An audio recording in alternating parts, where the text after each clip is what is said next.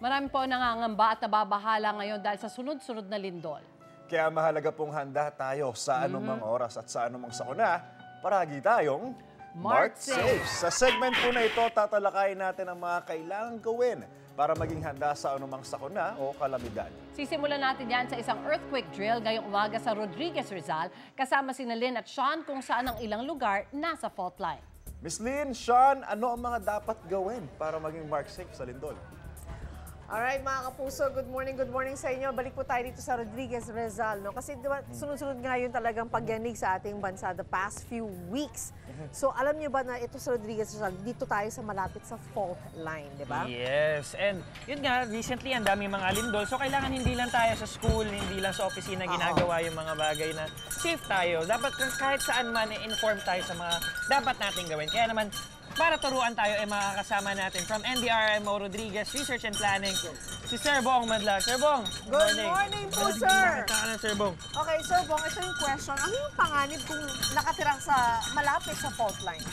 Well, ang unang panganib ko ay yung ground shaking. Lalo Ito na kapag- nangyari dito, ito na ground nangyari shaking. dyan. At kung nasa ibabaw ka ng fault mismo, ang panganib pang additional doon yung ground rupture. Okay, yung pagbukas. Pagbuka ng Pagbuka lupa. ng lupa, okay. At kung meron pang water saturation doon sa ilalim, Oo. pwedeng magkaroon ng liquefaction. Ano naman po yun, yung liquefaction? Isang hazard po yan na paglambot ng lupa. Okay. Tapos, pwedeng gumuho, Oo. pwedeng gumuho ang mga building, Oo. pwedeng mag-tilt. Oo. No? Merong karanasan sa Bohol na gano'n eh. Two-story Tumas. building, Oo. nagkaroon ng liquefaction, yung two-story building naging studio type na lang. Oo. Bumagsak na Kasi siya. Oo. lumubog Napisa po siya. yung Oo. ano, may nangyari pong gano'n. So So, siyempre, marami pong panganib. di lang tayo dun. Kailangan din, eto may simulator tayo dito para malaman natin kung ano ba talaga yung feeling ng when you're in an earthquake to simulate that thing. So ano po ba? Ano po bang talagang tinetest ng Yan simulator? po yung isang device Oo. na nagpapakita ng behavior ng isang paglindol. Okay. So sabi nga, ang paglindol ay isang mahina hanggang papalakas na pagyanig. Yes, yes. And then, pag na-reach na yung pinakataas, bababa naman siya, maghihina naman siya. Okay, but I'm wondering, ano nga ba? Kasi minsan people use the word intensity and then others use the word magnitude. Ano ba ang kaibahan ng dalawa? Yung pong magnitude, ito yung energy na Coming pinakawalan down from, Okay. ng ng earth, activity okay, sa ng lupa, baba. oo. Yung intensity, yun po yung pagyanig. So ito, intensity. Intensity po yan. Yung feeling, kumbaga, yung intensity, Yan. yung Okay. Yung pong damage. nararamdaman. Now we know. Okay. So anong intensity po ito ngayon? Itong Siguro, nasa dito? mga 4. Pababa na kasi, like you Pababa said, na. di ba, mula sa mahina hanggang pataas, Yeah. tapos bababa siya ulit. Hanggang pababa ulit. Pero may ginalaman ba yung, kumbaga, ilang minuto siya nangyayari sa Ang earthquake po, seconds lang po yan. seconds lang talaga Kasi siya?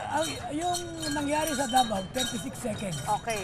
Sa Cebu, ng mga 10 seconds. Okay. Ah, Pero it feels, pag ganito ka sa gitna, parang Siyempre, it feels parang mas so matagal. long, diba? And then, meron pang mga aftershocks. Oo, Yun din meron. so, kailangan din natin talaga paghandaan pati aftershocks. yes, kailangan po talaga. So naman po, yung recently sa Davao Oriental, was around intensity 6 eh. No? So ano ba naman po i-expect mo sa mga gano'n around intensity 6 Pag intensity 6, mahirapan ka nang makatayo. Oo. Pagka intensity 7, meron nang bumubuong. Oo, yung bunga pumapagsak na yung mga ceiling, no? O, lalo na pag intensity 8, baka meron nang talagang Mga natutumba na. bumubuo. Oo, natutumba ang mga buildings, ganun. Nako, yung mga nakikita ko lang sa pelikula, sana hindi ko makita sa totoong buhay, di Pagdasal ba? natin yan. Ako mamaya Lalo na di yung lang mga kami ang mga hindi experience, pati na rin ang mga kasama natin dito kasi tutuloy natin ang earthquake drill natin. Mamaya, dito lang sa morning show saan laging una ka. Unang hirit! Mga kapuso, sa anumang sakuna o trahedya, mahalaga po ang kahandaan. Para lagi tayong Mark Safe! Sa segment po natin ito, layon po namin na tayong lahat maging handa sa anumang kalamidad. At ngayong umaga, sisimulan po natin yan sa isang barangay sa Rodriguez, Rizal na nasa fault line. Naroon ngayon si Sean at Lynn para magbigay ng tips para maging Mark Safe sa lindol. Alright, balik po tayo dito sa Rodriguez Rizal. Talagang hawak-hawak na natin yung mga kailangan natin sa earthquake drill, ano? Talagang dito rin talaga kami pumunta kasi nga gaya na sabi namin kanina, itong Rodriguez Rizal ay malapit sa East Valley Fault. So yung mga Yes. residente dito maaaring makaranas ng lindol na around 7.1 to 7.8 magnitude. That's right. Kaya kailangan talaga, Mark, safe tayo lagi. Dapat lagi tayong handa. And Yes. para dyan, at dahil dyan, kailangan mag-earthquake drill tayo.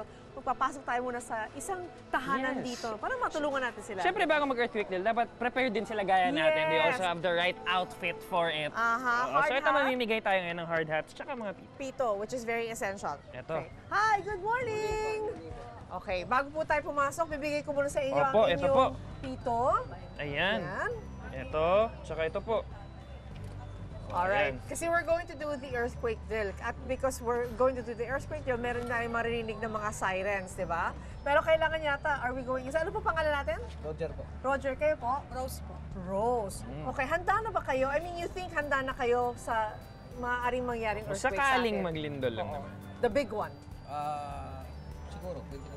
Pwede nang handa. na, Pwede na. Okay, tutulungan namin kayo na maghanda palalo para siguradong sigurado tayo. At least alam din namin kung paano gagawin. That's Oh, right. sige, tara, pasukin natin yung bahay nyo. Teka, Tingnan pasok natin tayo sa ang mga bahay. gagawin Okay. natin. Alright, it's time. Uy, kita O, mga tara, alaga. pasukin natin, pasukin natin. Okay. So, dito tayo sa bahay, no? Kunyari, let's do, kailangan kasi here sa Rodriguez Rizal, they're ready. So, meron tayong 3 sirens actually to follow. The first siren, pag nag-unang siren na, okay, The duck cover and hold the na duck tayo. cover and hold na. That's the first step. Okay, so we're waiting for it.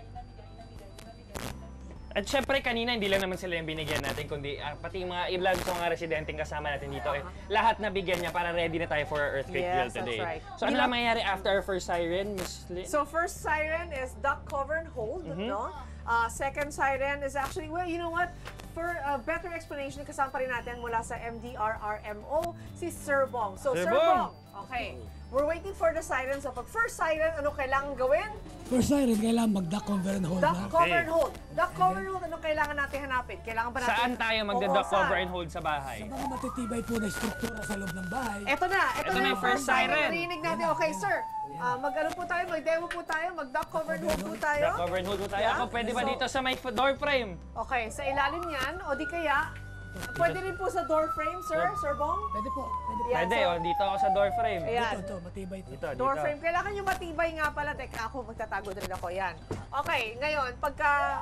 So that's This the is the second siren. Pag second siren, Sir Bong, anong dapat gawin? Maganda na papalabas. at, Maganda mapalabas. Okay, okay. So this is time na susuotin na yung mga hard hat. Okay. Sinamahan si Sir, siyempre yung mga evacuation kits natin, kukunin na natin. Oo, yung mga- Hahanda na tayo para lumabas. Go bags natin. Remember, dapat lahat tayo may go bag ha, nakahanda na. Oh, ayun, ayan ang go bag Yan ang nila, go Sir. bag nila. Naka, Okay. prepared.